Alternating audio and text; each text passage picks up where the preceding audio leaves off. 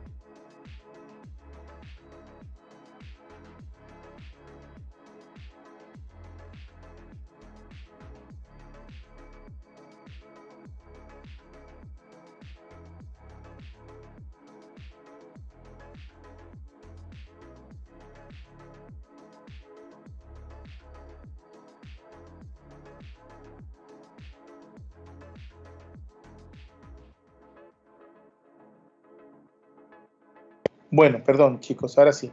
Entonces, ¿qué es lo más importante en articulación atlantoaxial? ¿Quién me contesta? Rápidamente. En niños. Yo veo un niño y le mando una radiografía para verificar articulación atlantoaxial, que ahora la vamos a ver cómo se llama. ¿Qué patología creen que es relativamente importante observar en estos niños? ¿O por qué le hago yo a un niño esta cuestión pensando en una patología? Que es más inestable. ¿Quién me habla? María Paula. Dígame, María Paula. Que es más inestable, suele ser más inestable. Está bien, que sea inestable. ¿Cómo se llama eso? ¿Cómo se le llama la inestabilidad? Vamos a ver, Valeria y Daniela. ¿Cómo se llama esa inestabilidad? Es que hoy te veo con lentes, entonces fue diferente. Yo voy familiarizando las caras. Ahorita vino una que fue estudiante hace como 2 bloques, entonces le pregunté algo que le había dado y que le había hecho examen. Y no lo sabía. Y se echó a reír y se va a buscar los apuntes. Pero bueno, eso es lo importante, que sepan dónde lo tienen. ¿Ah? Doc, porque la articulación no está, digamos, no ha terminado de madurar cuando es niño, pero no encuentro la palabra, no sé. ¿Qué ocurre? ¿Qué es lo que ocurre? Se hacen buscar anomalías. ¿Quién me habla? Fabio, ¿fue? Sí, correcto. ¿Qué fue lo que me dijiste? Se buscan, es para buscar anomalías. Anomalías, sí, pero ¿cuál? No sé. La luxación. Bueno, Síndrome de Down. ¿Quién? Síndrome de Down. Eso, mi chiquita, muy bien, bravo. Excelente, síndrome de Down.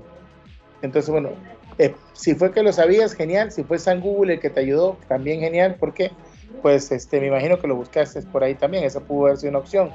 El síndrome de Down es importante para estudiar con la articulación atlantoaxial, precisamente para descartar luxación atlantoaxial.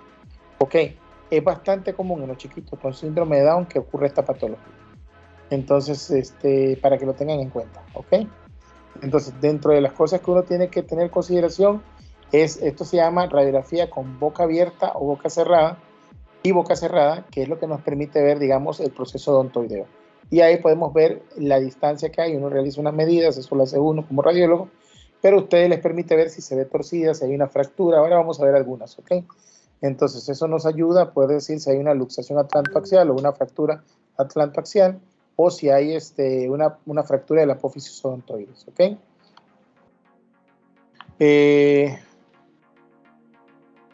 Bueno, básicamente algunas de las cosas, si tienen alguna pregunta en estas, si no voy avanzando. Bueno, se nos olvidaba, perdón, importante. ¿Qué es el síndrome de Eagle? Como águila en inglés, perdón mi mal inglés. Tengo una super residente de 4º año que es muy querida por mí, que ella es cuatrilingüe, habla inglés, francés, portugués y español, pero hay poca gente que es así políglota. Pero bueno, ella se ríe cada vez que yo pronuncio el inglés y lo pronuncio mal, y tal vez ustedes por ahí tienen buena fonética. ¿Pero qué es el síndrome de Eagle?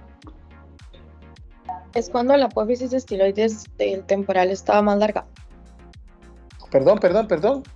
Cuando la apófisis estiloides del temporal está más larga, perdón. Bueno, yo estoy asombrado. O saben mucho, o San Google ha sido maravillosamente rápido y la inteligencia artificial me les está ayudando mucho. Entonces quiero pensar la primera, ¿ok? Pero bueno, excelente, muy bien.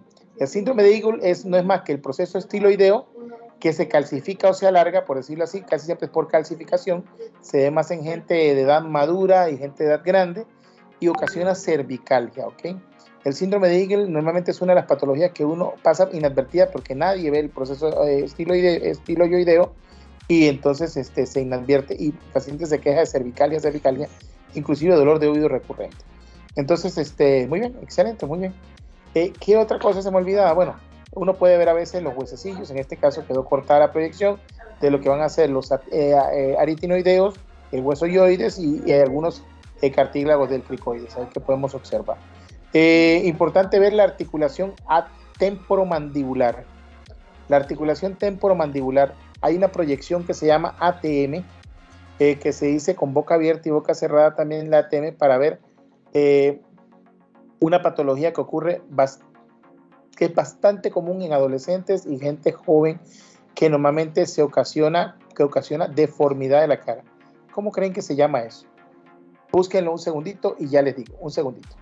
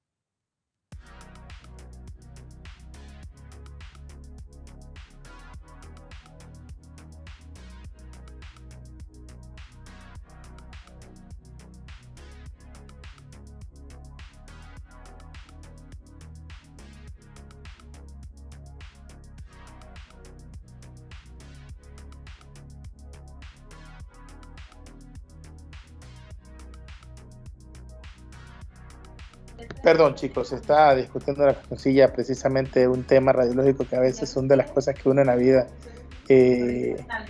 no entiende, uno que les explica muchas veces lo mismo y es repetitivo. Pero bueno, interesantemente lo que les decía, y quedo asombrado con María Paula, muy bien, o sea, el proceso estiloideo calcificado, el síndrome de Eagle. Y les pregunté ahorita recuérdame, María Paula. ¿Cuál es la patología? No sé si entendí muy bien, pero ¿cuál es como la patología que da deformidad en la cara de la articulación temporomandibular? Ya me acordé. ¿Cómo se llama la patología que ocasiona deformidad de la cara que tiene que ver con una alteración que ocurre en edad joven, ¿ok? Adolescentes,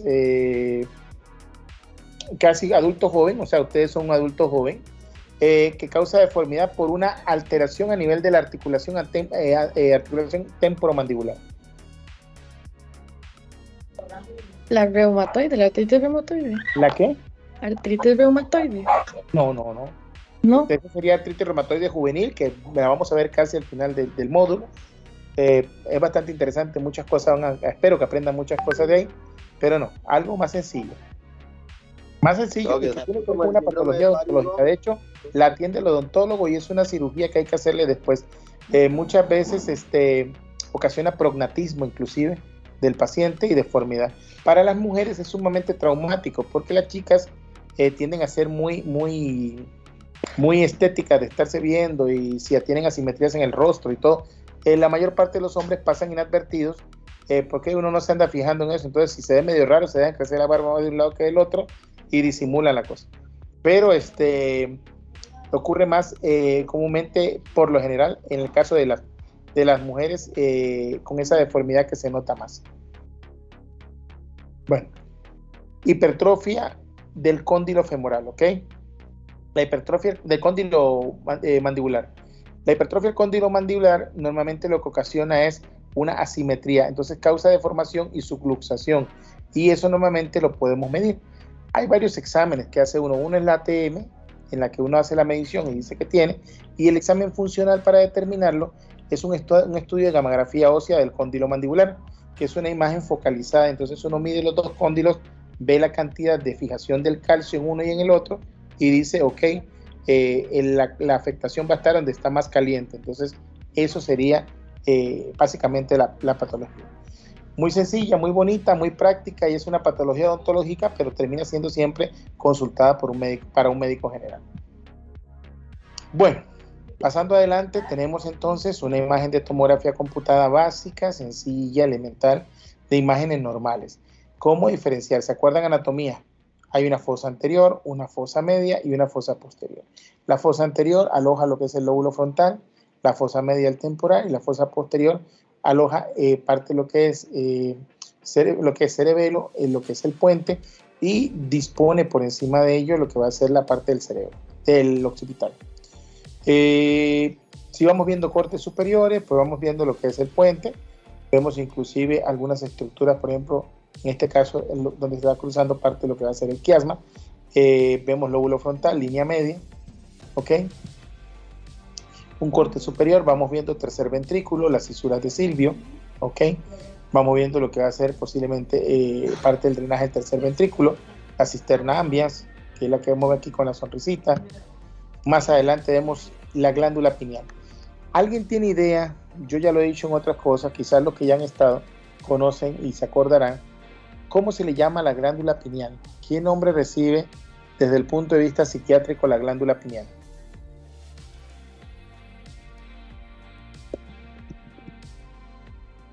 ¿Qué nombre se le da a la glándula pineal? Un nombre así sarcástico. Hay un libro que escribió un psiquiatra chileno muy famoso, que inclusive cuenta muchas situaciones de la glándula pineal. El tercer ojo. ¿Ah? Es que yo había escuchado una vez, yo tengo un tío que es psiquiatra y él le dice el tercer ojo. No, tercer ojo, no sé, digamos, exactamente a qué se refiere, pero no es lo que estaba preguntando. Ok, se le dice la glándula de la locura, ok. ¿Y por qué la glándula de la locura? ¿Qué hormonas libera la glándula pineal? Fisiología de tercer año. Segundo año creo que es. Melatonina. La melatonina. Melatonina. ¿Qué regula la melatonina? Los ciclos circadianos. Hoy está de moda, ¿eh?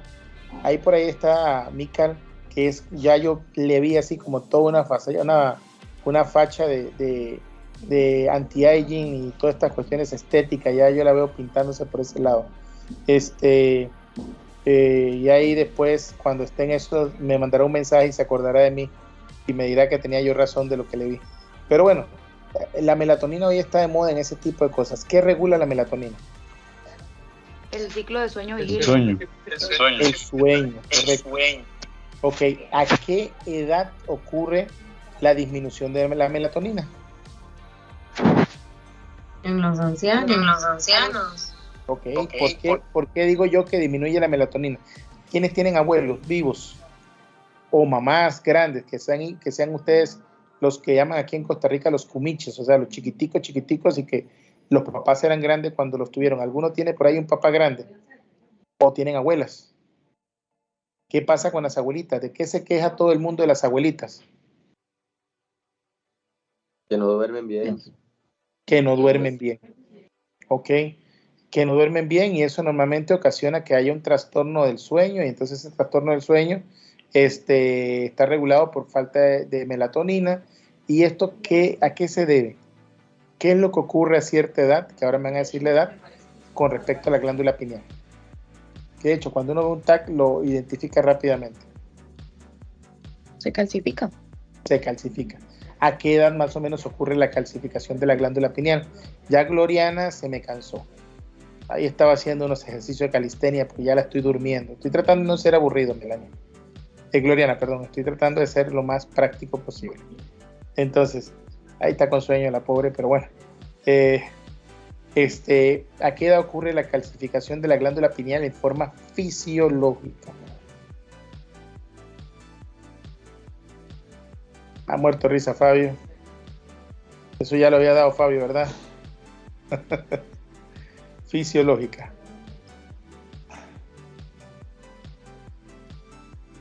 Alguien que me diga. A los 60. A los 60. Quiere decir que yo todavía tengo chance de que no se me calcifique. No. A los 60 ya está requete calcificada. En la mayor parte de los casos. ¿Ok?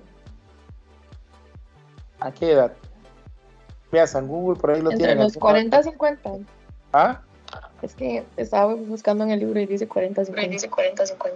Es que San Google dice que entre los 56 y los 60 años. No, ya, cuando normalmente comienza el trastorno del sueño, pero ¿a qué edad puede comenzar a calcificarse la glándula fisiológicamente? O sea, si yo la encuentro calcificada por debajo de eso, hay que buscar algunos 20 años. Por ahí alguien lo dijo. ¿Quién fue? Nayeli. ¿Quién? Nayeli, no te veo. Pero está bien, 20 años, excelente. No, si tengo la cámara prendida. ¿Cómo? Si tengo la cámara prendida por aquello. Ahora sí, pero no te vi ahí a oscuras. Vi una tiniebla al fondo, pero bueno, está bien. Excelente, María Nayeli. Me va a costar, sorry. Nayeli, ok. Entonces Nayeli tiene 20 años, dice, y ella cree que pueda tener, muy probablemente si le pasamos un escáner a todos, la mayor parte de ustedes ya tienen calcificación parcial o total de la glándula pineal. Obviamente, entre más demora en calcificarse, mejor control de la regulación del sueño y todo, pero sí es bastante usual que uno la encuentre calcificada, ¿ok? Muy bien, Nayeli, excelente. ¿Todos tienen claro eso? ¿Hasta ahí? ¿Sí? Perfecto. Bueno, hay algunos tumores de la glándula pineal que uno puede ver tanto benignos como malignos. ¿Cuáles son? Tumores benignos y malignos. ¿Y qué me hace la diferencia de un tumor maligno y benigno de la glándula pineal? ¿Qué estudio sería el que normalmente uno podría pedir para poder evaluar esto? Un segundo, chicos. Búsquenlo por mientras.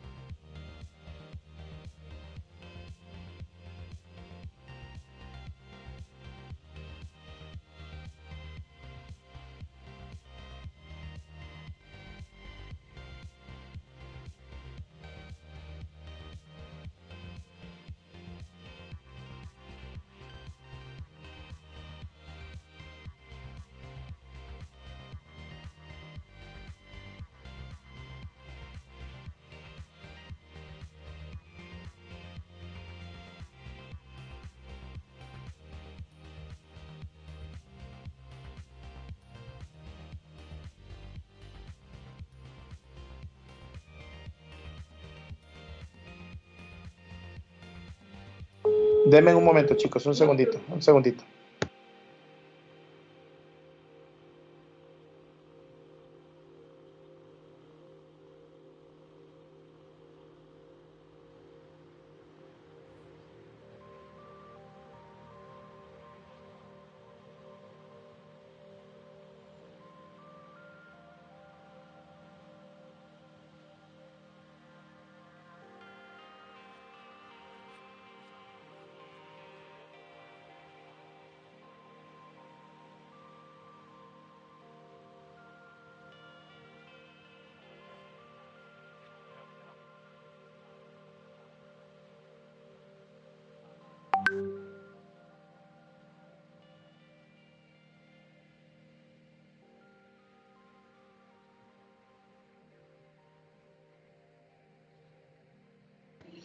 Perdón, chicos, ahora sí, disculpen.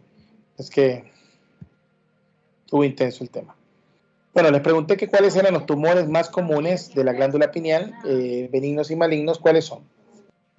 Vamos a ver, Valeria. Mariana, dígalo. Dígalo, Mariana. El pineocitoma y el pineoblastoma. Exacto.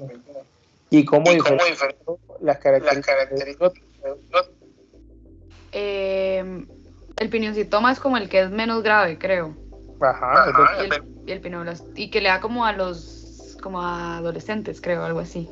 Ajá, correcto. Y el pineoblastoma como a más adultos, y es más... A la gente grande, Ajá, y es como más agresivo. de la vida. Y es más agresivo. Y es súper. Claro. Excelente. Bueno, ahí vamos a ver la diferencia más adelante con respecto a cada uno. Ahorita es muchas generalidades, pero le estoy dando pequeñas pinceladas de las cosas, ¿ok?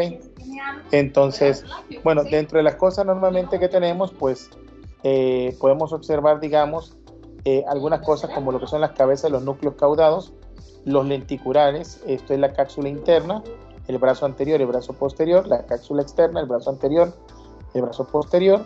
Vemos aquí lo que son los núcleos del tálamo, vemos aquí la glándula pineal, ¿ok? Calcificada.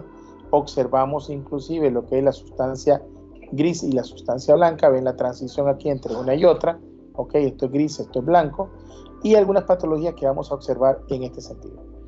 Bueno, esta es una resonancia magnética sobre la línea media en la que vemos el cuerpo calloso. ¿Cuántas partes tiene el cuerpo calloso? ¿Cómo se divide el cuerpo calloso? Anatomía básica, elemental. Cuerpo calloso. ¿Cuántas partes forman el cuerpo calloso? Creo que tiene cabeza, cuerpo y cola, rodetes también al principio, ¿verdad? Rodete, ajá, cabeza, cuerpo y cola, ¿ok? Son 4 partes. Muy bien. Entonces, vamos a observar también lo que es el puente, vamos a ver el mesencéfalo, vamos a ver la hipófisis, vamos a ver inclusive parte de lo que va a ser la médula oblongata, y vamos a observar todo lo que es el raquis, ¿ok? Esto es cerebelo, ¿ok? Y vamos a ver el cuarto ventrículo. Esta es una resonancia magnética, vean la diferencia entre resonancia magnética y TAC. El TAC no define tan claramente el cerebro como la resonancia magnética, y el hueso es más fácilmente valorado en la tomografía que en la resonancia magnética. Sin embargo, hoy en día con algunos software se permite ver varias cosas.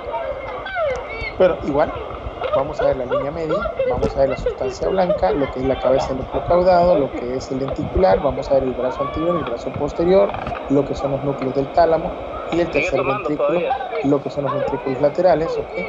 Y las astas de los ventrículos laterales anteriores, las porciones frontales. ¿Cómo vemos una reso en una reso, digamos, en T1? Ok, el líquido lo vemos negro. ¿Cómo la vemos en T2? El líquido lo vemos blanco. Hay diferentes secuencias que son intermedias entre ellas, que van a comportarse así, pero difieren con la característica que estamos viendo. Eso lo vamos a revisar posteriormente cuando tengamos que presentar esa parte. Esto, ¿cómo se ve? Es como un limón. ¿Qué tipo de lesión tiene? Ok, es un hematoma, epidural. El epidural tiene la forma de un limón, el hematoma subdural tiene la forma de media luna o de banano, ¿ok? Si lo vemos como fruta, limón y banano, ¿ok? Y tenemos siempre asociado, casi en un 95% de los casos, vemos una fractura asociada al hematoma epidural, ¿ok? Y hay una herniación en algunas veces transfacial, dependiendo del tamaño, el edema importante y el desplazamiento del cerebro, producto propiamente dicho del hematoma y de la fractura. Algunas proyecciones que tenemos que ver y que van a ser parte de la discusión, pues esencialmente la proyección de Hirsch, que es una proyección de base de cráneo, la proyección de Mildred, que tiene que ver con el compromiso de los pares craneales, la proyección de Stenberg, que se usa para ver el piso de la fosa anterior, y silla turca, pirámides petrosas, la de Schouler, que es para ver la neumatización de las celdillas mastoideas, así como ver el oído en sus diferentes porciones, y algunas pistas tangenciales y para ver lesiones líticas o ver el diploide, la proyección específica de silla turca y la vista, digamos, de órbita, que se llama la transorbitaria de Guillén, ¿ok? Proyección transorbitaria de Guillén. En cuanto a los rayos X, los aportes nos permiten ver deformidades, craniosinostosis, esto pueden tomarle un pantallazo para que lo tengan, erosiones óseas, lesiones elementales como osteolisis, osteoporosis, perdón, esto no es osteoporosis, osteopenia. Este es un error aquí porque acuérdense que dijimos que es por densitometría. La osteoclerosis como tal, la osteonecrosis también. Lesiones traumáticas, por ejemplo, las fracturas, la diástasis de las suturas. Por ahí creo que tengo un señor que tuvo un accidente hace unos años que se cayó, no hizo caso y tuvo un síncope, cayó, ¡puc! Sonó como, me tocó casi que presenciarlo al frente cuando pasó, y sonó como abrir un coco, cuando cae un coco, ¡clup! Se abrió exactamente, y fueron diástasis de las suturas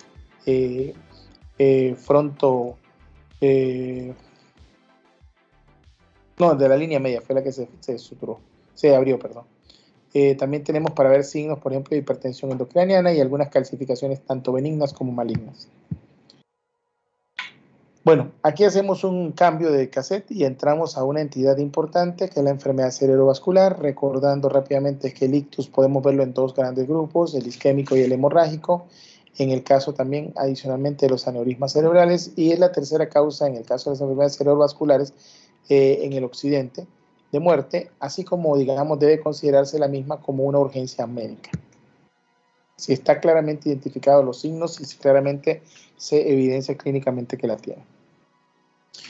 El diagnóstico de accidente cerebrovascular, pues obviamente se establece a través de las diferentes alteraciones clínicas que les estábamos conversando. Obviamente ustedes la van a manejar cada una de ellas, y la sospecha del accidente, pues es importante entender la imagen para poder descartar si hay alguna de las lesiones que hemos descrito y si tiene compromiso y relación neurológica asociada, además de identificar lo que es la presencia de sangre y dirigir, digamos, si el accidente es isquémico o si es hemorrágico, y poder caracterizarlo porque el abordaje es diferente y el estudio se realiza en forma distinta.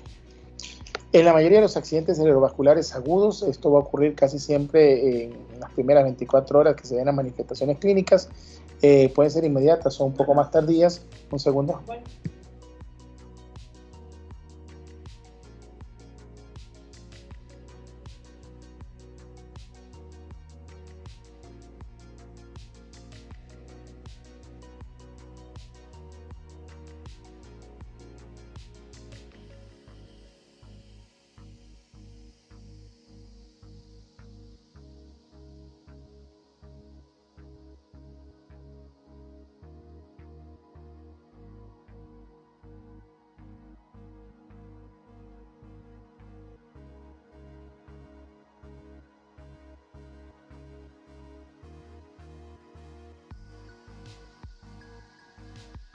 Entonces, perdón, les decía que la tomografía computada es la que nos va a ayudar a visualizar este tipo de patología en las primeras horas. Es el primer estudio de abordaje que se hace.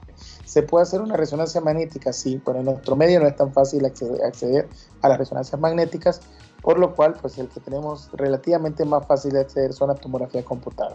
Y en las primeras 24 horas con los síntomas nos permite dar no solamente una atención de emergencia. En los sistemas mundiales y bueno, en algunos lugares, por ejemplo el Calderón Guardia, el código ICTUS como tal pues permite inclusive hacer una intervención inmediata y permite, digamos, ayudar al paciente en cuanto a su recuperación, ya sea en la trombolisis o sea en el proceso propiamente de la trombectomía, para poder mejorar, digamos, la calidad de vida y obviamente las complicaciones y las comorbilidades de la enfermedad. La tomografía computada también pues tiene que ver mucho en la evaluación no solamente del isquémico, sino el hemorrágico, y obviamente pues prevenir, digamos, las futuras complicaciones o mejorar la condición en cuanto a la atención y detención y trámite temprano. Ver algunas patologías como por ejemplo los aneurismas, que vamos a verlo más adelante, como causas de rotura y complicaciones por hemorragias subaracnoideas. La resonancia magnética, digamos, cada vez ha crecido más y ha mejorado su atención. Sin embargo, la cantidad de resonadores y el tiempo de adquisición pues no son tantos, y obviamente pues no se puede hacer resonancia a todos los pacientes si no tienen claramente, digamos, tipificado el diagnóstico clínico. La resonancia magnética, digamos, con potencial de difusión también sirve para ver el grado de severidad elevado y el grado de especificidad como tales, y la detección de infartos cerebrales tempranos. Y bueno, permite, digamos, ver en episodios muy tempranos los pocos minutos del evento.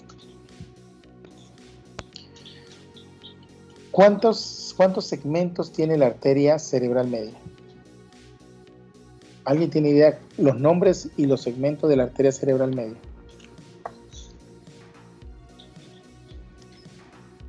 ¿Y por qué pregunto esto? Mientras que voy preguntando, mientras que voy hablando, pues ustedes van buscando.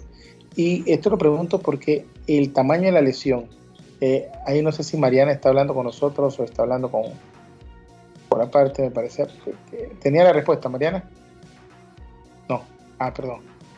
Bueno, está en otra cuestión. El tema es que, digamos, esto tiene que ver por la importancia, porque dependiendo del segmento de la arteria cerebral media, que es la más común que se afecta, no es que no pueda ocurrir en otra de las arterias, la anterior o la posterior, normalmente podemos identificar correlacionar el grado de severidad con el sitio de oclusión, si el componente es muy extenso o el componente es muy pequeño, y eso habla también de la recuperación del paciente. ¿Quién tiene la respuesta? Dice que son 3 segmentos. ¿Perdón? Que son 3 segmentos. El proximal. No son 3, no son 3. Y el cortical. Entonces no lo sé. ¿Son 4 o 2? ¿Son cuántos? 4. ¿Cuántos? 4. 4, correcto. Son 4. Valeria. Está bien. Dígalos, Mariana. María, perdón. Es que no recuerdo demasiado, porque sí recuerdo estudiarlo en algún momento, pero hace mucho Bueno, tiempo. tiene a Google a la par de usted que tanto quiere y le ayuda. Recuerdo el primero, que era como la porción inicial de la arteria. No me sirve que recuerde, me sirve que lo busque para que todos lo busquen y lo compartan y se lo estudien. Ok, voy a buscar. Okay. ¿Dónde está ubicado los segmentos, cada uno de los 4 segmentos? ¿Qué nombre recibe? Dígalo, Mariana. El esfenoidal, insular, opercular y cortical. Correcto, muy bien. Correcto. Esos 4 segmentos, que es el M1, M2, M3 y M4, nos van a hablar de la extensión de la lesión. Si el efecto del trombo ocurre muy lejanamente en el M4, el daño es menor, pero si ocurre en el segmento 1, casi que se afecta todo el hemisferio derecho. ¿Ok? Entonces, no es lo mismo que ocurra en un segmento 3, un segmento 4, que ocurra en un segmento 1 o 2, porque el daño es mayor. ¿Ok? Bueno, eso elemental. Vamos viendo entonces que los accidentes cerebrovasculares, pues es la enfermedad tromboembólica secundaria aterosclerótica, que es la causa más común. O sea, el efecto es casi siempre por enfermedad tromboembólica por ateromas, o sea, por aterosclerosis. Puede ocurrir otra cosa, sí, pero por lo general es por una aterosclerosis que ocasiona un efecto, digamos, de accidente cerebrovascular isquémico grande. ¿Qué pasa con esos émbolos? Pues se originan a partir de detritos de ateroma, estenosis o oclusiones arteriales y émbolos procedentes del lado izquierdo del corazón. ¿Okay?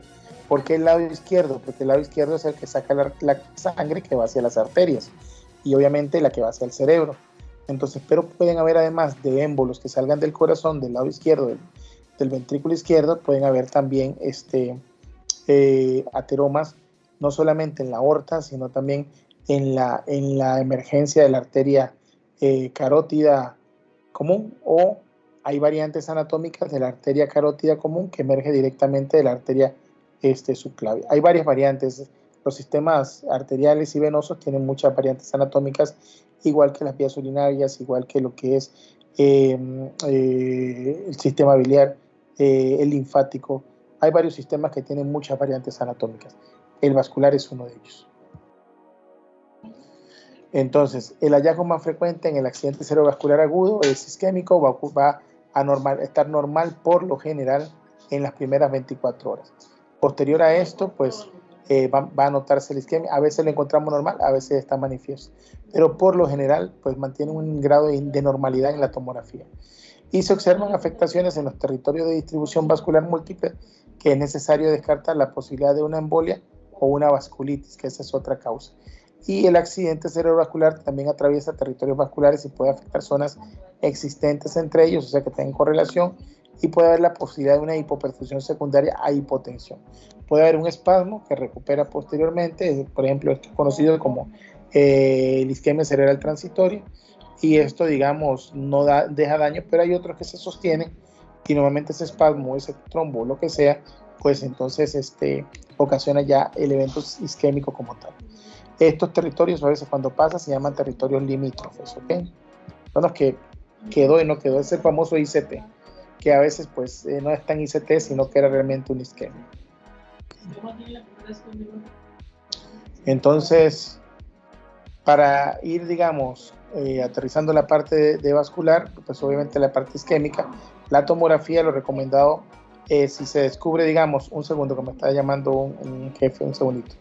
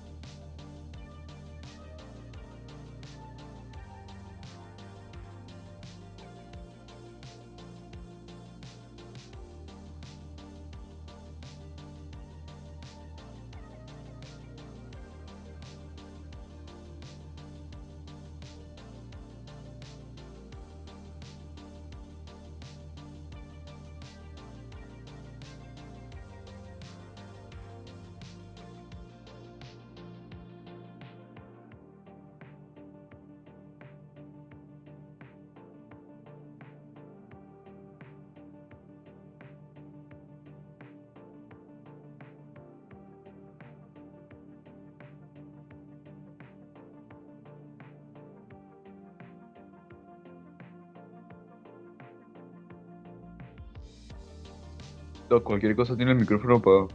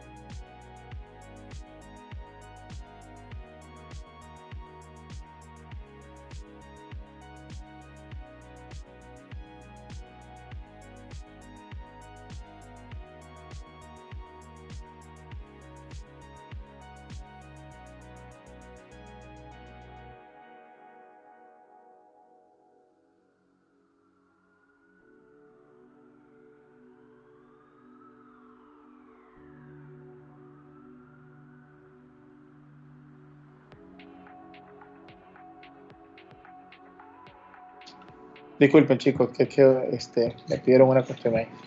Ya para ir, digamos, cerrando la parte de nosotros, que era lo que estábamos hablando, la tomografía computada nos permite en las primeras 24 horas hacer un abordaje rápido y oportuno para ver el defecto de atenuación que ocurre a nivel del parénquima cerebral en el caso de los eventos cerebrales isquémicos, y las 24 horas normalmente nos permiten ver esa definición de la lesión, que inclusive podemos extenderlo a los 3 a 5 días posteriores o inclusive 2 a 4 semanas, que esto nos permite dar la evolución en el tiempo. Hay un estudio de tomografía que se llama el estudio de perfusión cerebral, que también se puede hacer perfusión cerebral por medio de resonancia magnética, que nos permite cuantificar o pronosticar el daño al tiempo, ¿ok?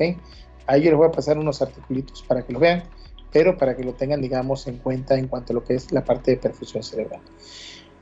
El estudio de 72 horas, que también se tiende a usar, que es, digamos, un estudio de abordaje, digamos, para el proceso agudo, que utiliza en este caso contraste para definir el grado de extensión de la lesión, y obviamente el que les decía de 4 semanas, pues que desaparece el efecto de masa y que se va reduciendo e inclusive haciéndose la zona de encefalomalacias posteriormente.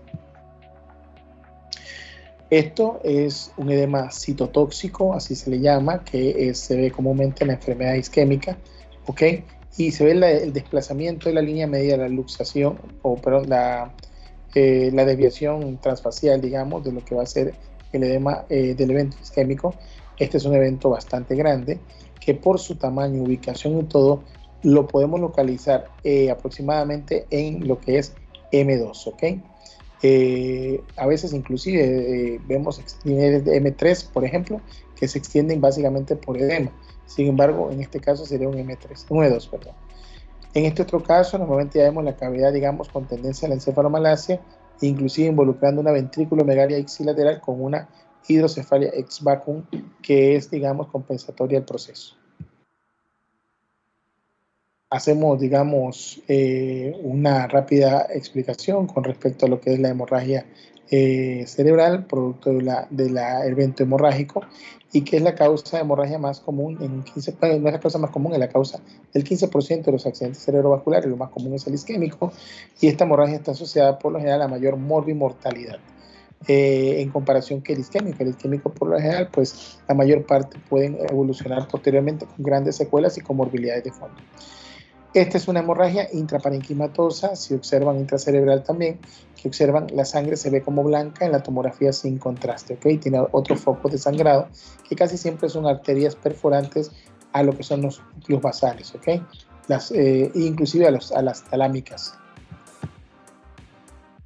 La identificación de la hemorragia es importante y la sangre y el hematocrito normal como tales extravasados reflejan, digamos, o se ven recientemente en la tomografía con un incremento o un aumento en la densidad de la tomografía sin contraste, como les dije, y normalmente inmediatamente posterior a la ruptura del episodio lo que vamos a ver es que se depositan esas proteínas de la sangre, que es la hemoglobina, y se acumula y la tomografía la detecta como una imagen de mayor densidad.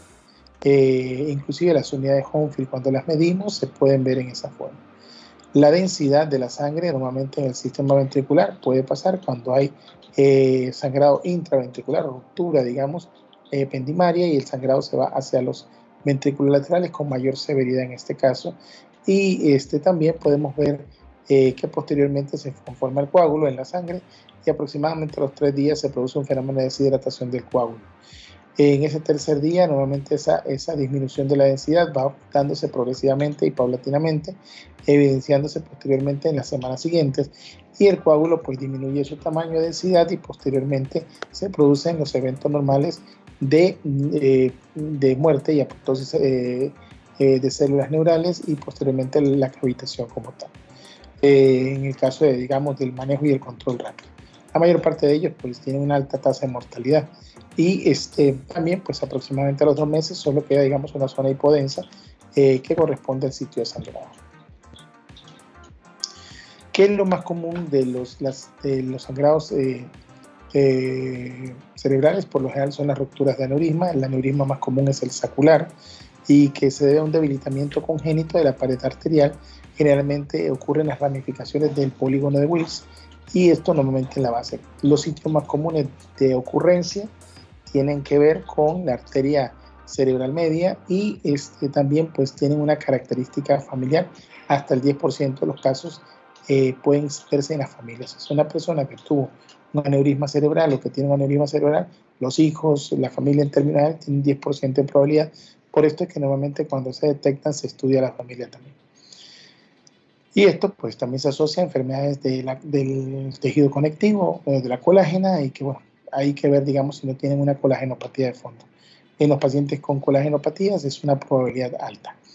El objetivo de la detección y el tratamiento del aneurisma antes de hacerse, digamos, como tal, es importante para que se pueda, digamos, determinar el manejo cuando es crítico.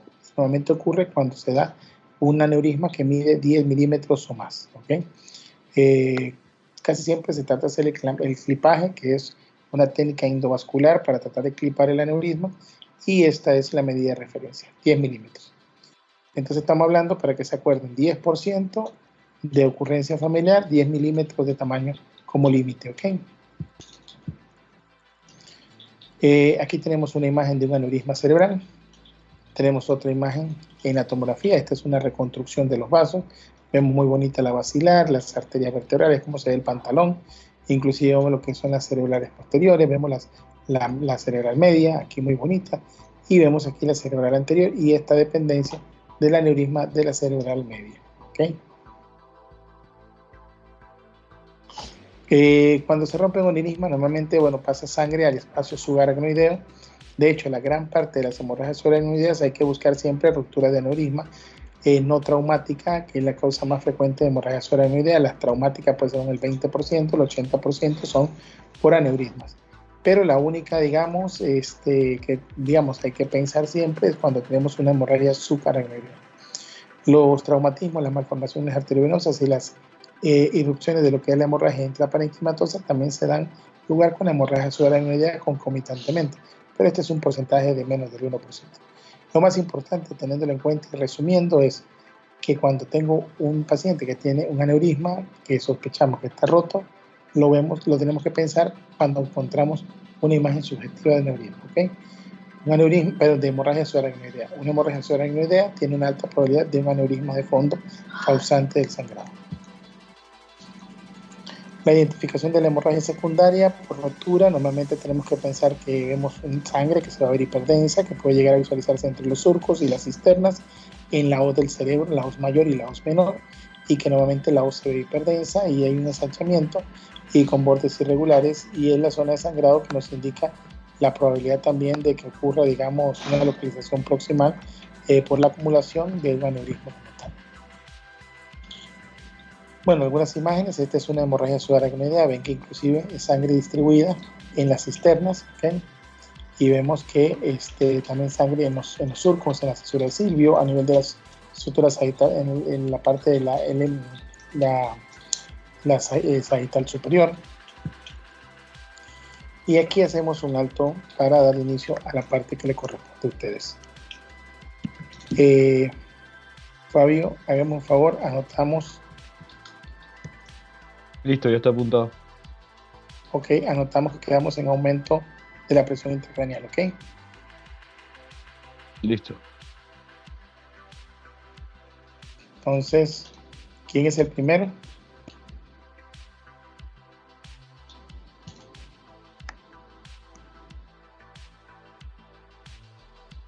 ¿Quién es el primero? Yo, Doc. Ok. Entonces, apagamos cámaras y comenzamos, ¿oyeron? En el orden igual y al final las preguntas, igual como hemos tenido la dinámica, con el fin de darle chance a que avancen todos.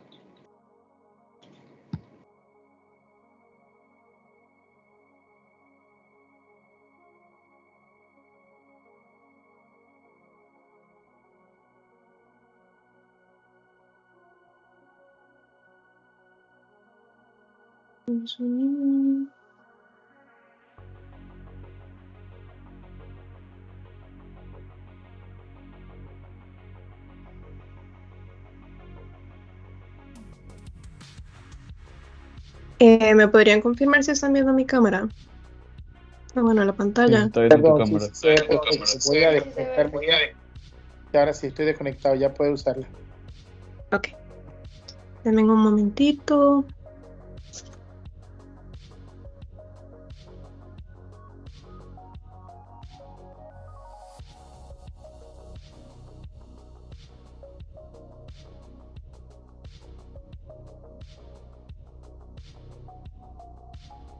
Ok, bueno, buenas noches, mi nombre es Valeria Batarce y hoy les voy a hablar sobre las anomalías congénitas del sistema nervioso central.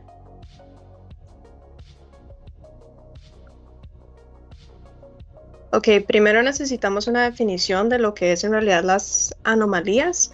Esas anomalías congénitas del sistema nervioso central se definen como defectos o malformaciones del nacimiento en las estructuras físicas del cerebro o de la médula espinal que se producen durante el crecimiento intrauterino del feto. Además de ser, claro, un resultado de pues, una compleja interacción entre diversos factores, ya sean ambientales o genéticos, que van a controlar la formación del cerebro y la médula espinal. Tenemos que tener en cuenta que algunas de las siguientes anomalías congénitas que voy a presentar son las más graves del sistema nervioso central, que van a ser la anencefalia, encefalocele, la espina bífida y entre otros tipos de malformaciones. Recordemos también que estos se desarrollan a los 2 meses de gestación y representan defectos de lo que es la formación del tubo neural, a lo que vamos a conocer como disrafia.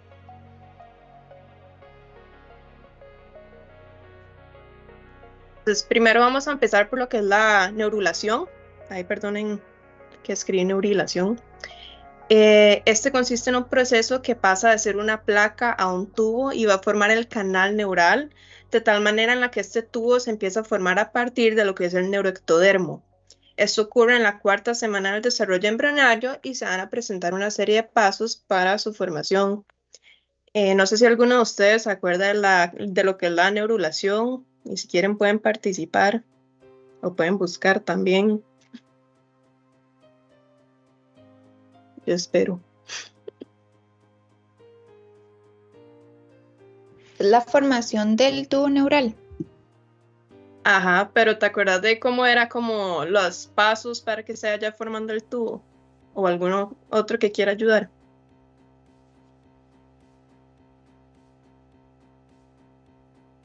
Yo no recuerdo muy bien los pasos, pero sí me acuerdo que era. Bueno, tranquilos. ¿Cómo? Bueno, los primeros bueno, ¿alguien habló? ¿O fui yo? Yo, que no te entendí lo que me dijiste. Que si alguno se acuerda de cómo era la formación de la neurulación de pasar a ser de placa a tubo neural. Ok, el plegamiento. Ajá. Ok. Continúa. Bueno, los pasos para la neurulación es cuando el ectodermo suprayaciente al notocorio sufre un tipo de engrosamiento que va estableciendo la placa neural. Ustedes ven ahí como primera foto. Esta placa neural se va a empezar a invaginar de manera bidireccional, que va a empezar a formar un surco neural que presenta a cada lado de los pliegues neurales. Poco a poco estos pliegues empiezan a fusionarse, cerrando las neuroporas craneales o caudales, que van a dar origen al tubo neural, que a su futuro se empiezan a convertir en lo que es el cerebro y la médula espinal. A medida que se van produciendo esta fusión, se empiezan a separar grupos de células de los pliegues, formando crestas neurales que a futuro se van a empezar a convertir en lo que es el sistema nervioso periférico, ya sean las neuronas, las células gliales del sistema nervioso periférico, la médula suprarrenal y entre otras estructuras. Al final de todo, estas células de las crestas neurales migran a diferentes ubicaciones para ir formando estructuras específicas. Aquí les voy a compartir un video para que más o menos puedan entender bien la parte de neurulación. Perdón.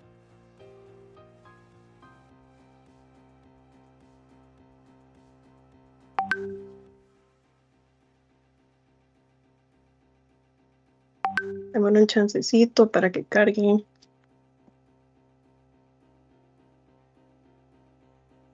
Ok.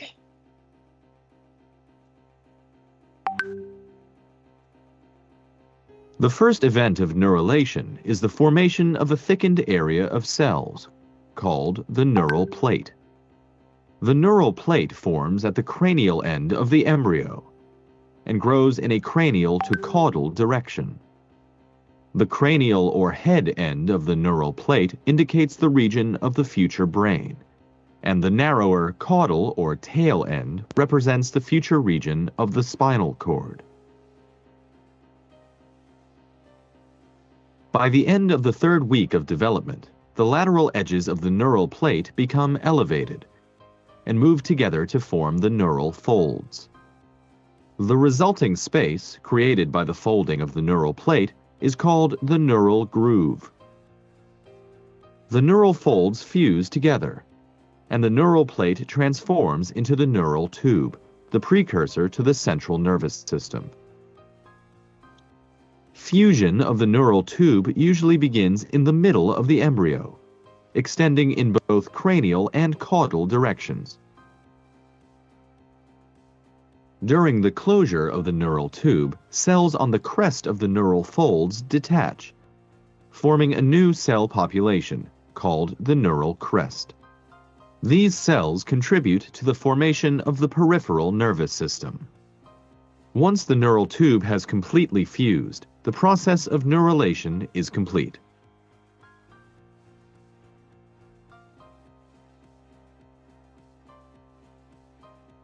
Entonces ahí tenemos como un mini resumen de lo que era la neurulación. Vamos a seguir con el siguiente.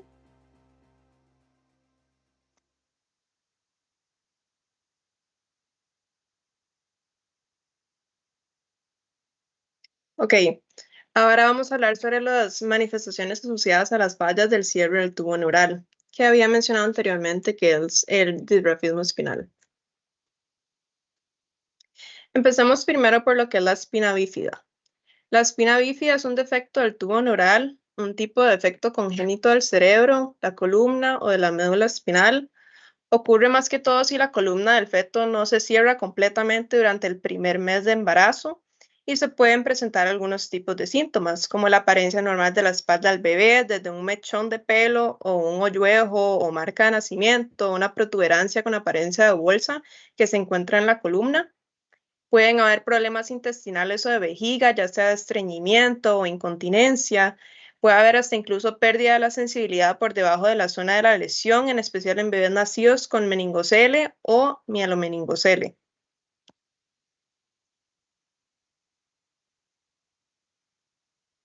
Aquí podemos ver que el diagnóstico para una espina bífida se da más que todo por un análisis de sangre llamado alfa-fetoproteína, pero se puede utilizar una ecografía prenatal o una también amniocentesis. Aquí podemos ver al feto y aquí en la parte posterior, no sé si pueden ver mi agujita, pero ahí se ve donde se ve un saco, al igual que la imagen que le sigue. Ahí pueden ver la columna espinal y luego una bolsita atrás.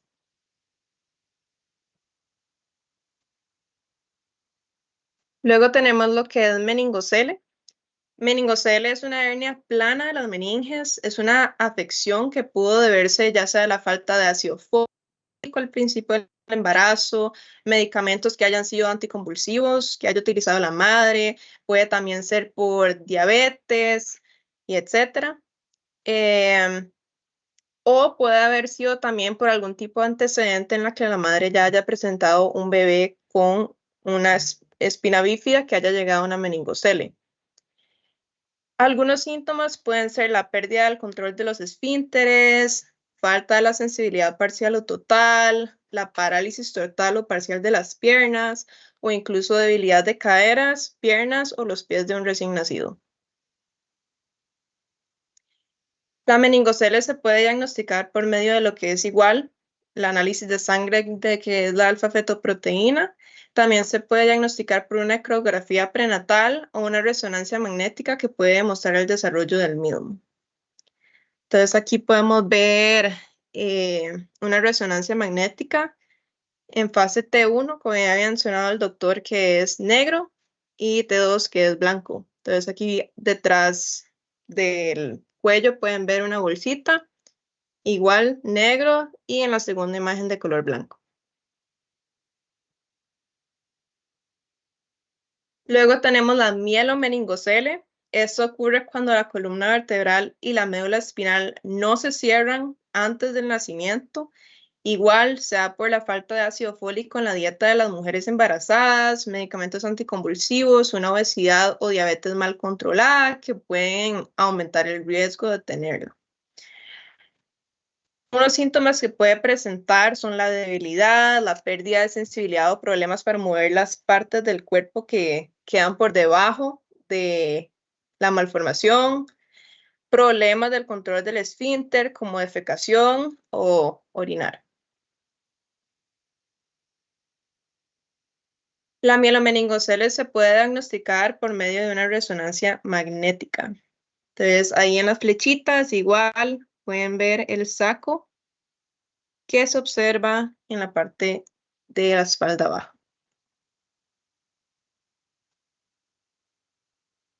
Luego tenemos lo que es la meningohidroencefalocele. Esto es una protrusión del ventrículo por encima de la bóveda craneal a través de un defecto. Estas son malformaciones que son causadas por defectos de osificación de los huesos del cráneo, que en este caso el más afectado sería el occipital. Ya puede ser de que pueda faltar ya sea por completo o parcialmente. El diagnóstico para este tipo de malformación se da por medio de ecografía prenatal. Luego vamos a hablar de lo que es la hidrocefalia. La hidrocefalia es un aumento anormal de la cantidad de líquido cefalorraquídeo en las cavidades del cerebro, quien se da por medio ya sea de una obstrucción o una mala absorción de los ventrículos. Bueno, ahorita hablo de eso. Los síntomas que puede presentar la hidrocefalia son dolor de cabeza, visión borrosa o visión doble.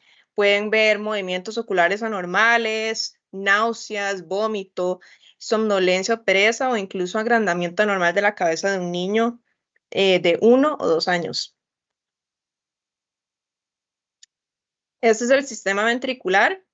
Recordemos que el sistema ventricular es una serie de cavidades en el encéfalo. Se encuentran los ventrículos laterales, el tercer y el cuarto ventrículo, más que todo. En cada hemisferio hay ventrículos laterales que se relacionan con cada lóbulo. No están comunicados entre sí, pero sí se comunican con el tercer ventrículo. En el diencéfalo hay una cavidad que es el tercer ventrículo.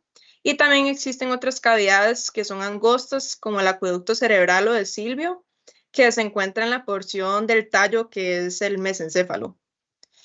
El cuarto ventrículo que podemos observar ahí es una cavidad en forma romboidea que se ubica posterior al puente y médula oblonga y anterior al cerebelo. Por último tenemos ya el canal ependimario, que es como la continuación del cuarto ventrículo y el foramen interventricular y da la comunicación del tercer ventrículo. No sé si alguno se acuerda lo que es la circulación del líquido cefalorraquídeo. Si alguien se acuerda de cómo se forma y cómo pasa en el sistema ventricular. Se forman las granulaciones aracnoideas. Ajá, correcto. Recordemos que estos se dan por medio de contracciones de músculo liso. Y como dijo la compañera, el líquido cefalorraquídeo se forman en los plexos coroideos y inician en los ventrículos laterales que van hacia el tercer ventrículo, pasan por el acueducto interventricular hacia el tercer ventrículo, luego al acueducto cerebral que viaja al cuarto ventrículo y luego al final se dirige a lo que es la cisterna magna para dirigirse a los espacios subaracnoideos. La aracnoide cerebral forma una estructura que se llaman las granulaciones aracnoideas, que son como huellas aracnoideas que dejan en el cráneo. Estas granulaciones van a absorber ese líquido cefalorraquídeo y lo pasan al sistema venoso y de ahí el líquido cefalorraquídeo es recibido por el seno sagital superior y por último retorna al sistema venoso. Entonces, en caso de que un niño, porque estamos hablando de malformaciones congénitas, presente una hidrocefalia, tiene que haber alguna obstrucción en cualquiera de estos puntos que ustedes ven aquí en el sistema ventricular.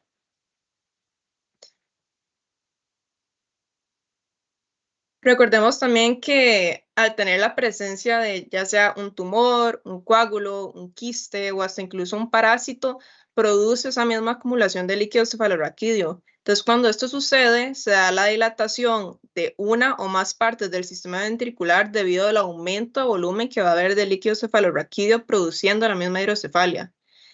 Hay que tener en cuenta que la hidrocefalia se puede reconocer por ser no comunicante o por ser comunicante.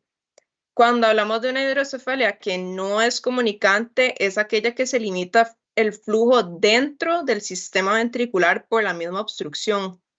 Ya si hablamos de una hidrocefalia que es comunicante, es una interrupción del flujo, pero que se da fuera de los ventrículos. Ahora sí, la hidrocefalia se puede diagnosticar por medio de lo que es la ecografía prenatal sistémica. En los recién nacidos se puede dar por ecografía craneal y para aquellos lactantes mayores y niños se puede hacer por TAC o por resonancia magnética. Aquí tenemos imágenes radiográficas en donde se ve un aumento bastante grande en lo que es el cráneo y a mano derecha podemos ver cómo los ventrículos tienen un aumento exagerado en el cerebro.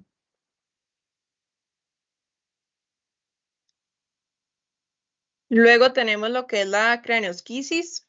Esto es una falta de la formación de la bóveda craneana y por ende el tejido cerebral queda expuesto al líquido cefalorraquídeo, dando como resultado la anencefalia.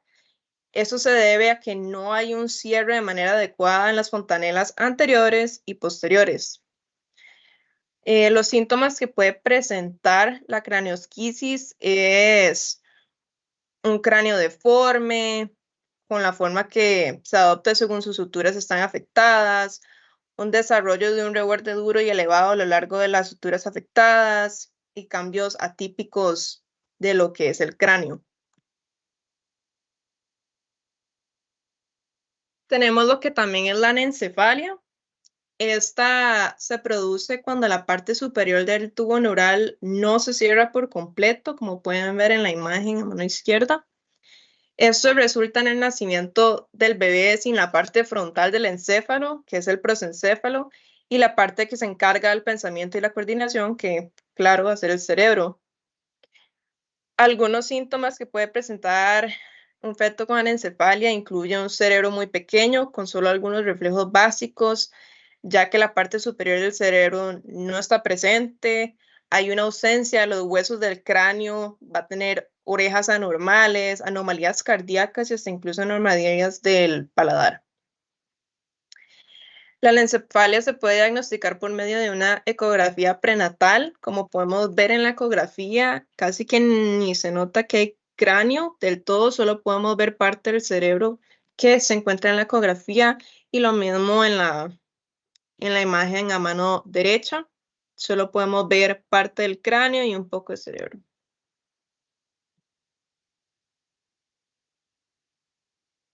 Tenemos lo que es la cranioraquisquisis, que es la forma más grave de lo que es la espina bífida y consiste en la ausencia completa del cierre del tubo neural. En esta hay una ausencia en la parte posterior de la médula, meninges y vértebras. Como síntomas va a tener alteraciones en la movilidad y la sensibilidad de las extremidades inferiores, así como complicaciones en los sistemas urinarios y gastrointestinales. La cranioraquisquisis se puede diagnosticar por medio también de ecografía prenatal. Pueden visualizar en ambas imágenes como en la derecha se nota bastante en la espalda y en la otra imagen igual casi que no tiene cráneo del todo. Y eso sería. No sé si alguno tiene alguna pregunta o duda que no haya quedado claro. Yo tengo una consulta. Sí. Por Mariana primero. No, yo iba a decir una corrección. O sea, es que dije que se forma en las granulaciones aracnoideas, pero realmente se forman los plexos coroideos y se absorben las granulaciones y se aracnoideas. absorben por medio, exacto. Ajá. Mi pregunta sería, ¿cómo sería el tratamiento de estas anormalías? Muy buena pregunta. Me puse a buscar bastante sobre cada una de las anomalías. Por ejemplo, en la espina bífida no existe tratamiento para curarla. Uno nace y prácticamente, o sea, uno prácticamente muere con la lesión. El bebé se puede ayudar con ciertos ejercicios para preparar sus piernas con aparatos ortopédicos y ya más adelante, cuando sean mayores, se pueden utilizar muletas. La meningocele y la mielomeningocele se puede tratar por cirugía, en donde el cirujano cierra la apertura de la espalda y después del nacimiento o durante los primeros días de vida del bebé, como en 72 horas, se puede realizar dicho procedimiento. Para la hidrocefalia, lo que hacen es insertar como una derivación que se le llama el shunt, ventricular, que lo que va a hacer es drenar ese líquido cefalorraquídeo de los ventrículos hacia otros espacios del cuerpo, que va a hacer que estas mismas se reabsorban. Para la craneosquisis, el cirujano corrige la forma de la cabeza y posibilita el crecimiento del cerebro, porque en realidad eso lo que está haciendo es como una obstrucción, no por completo, pero parcialmente de la cabeza por presentarla. Cuando es la anencefalia, no hay tratamiento ni cura en realidad. Casi que todos los bebés que nacen con la anencefalia mueren poco después del nacimiento. ¿Y cuál otra me falta? La última, que es la craneorasquisquisis, que en la mayoría de los casos cuando se presentan siempre hay abortos espontáneos, en realidad. Pero sí, esos serían los tratamientos de las malformaciones. No sé si algún otro tiene alguna otra duda.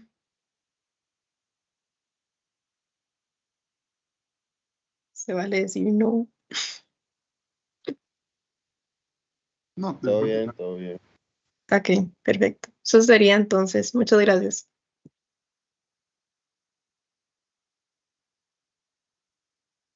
Ok, perfecto, gracias. El que sigue.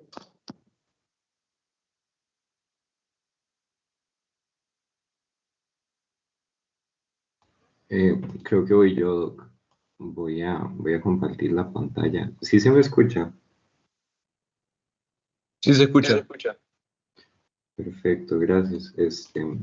Cualquier cosa, si se deja de escuchar o si se deja de ver, lo que sea, le agradezco si me ponen por WhatsApp. Es que esta compu a veces le agarra la loquera y se desconecta. Ahí pueden ver. Sí, se puede ver tu pantalla. Ok, perfecto, muchas gracias. Entonces voy a presentar. ¿Ven la presentación? Sí. ¿La pueden ver? Sí.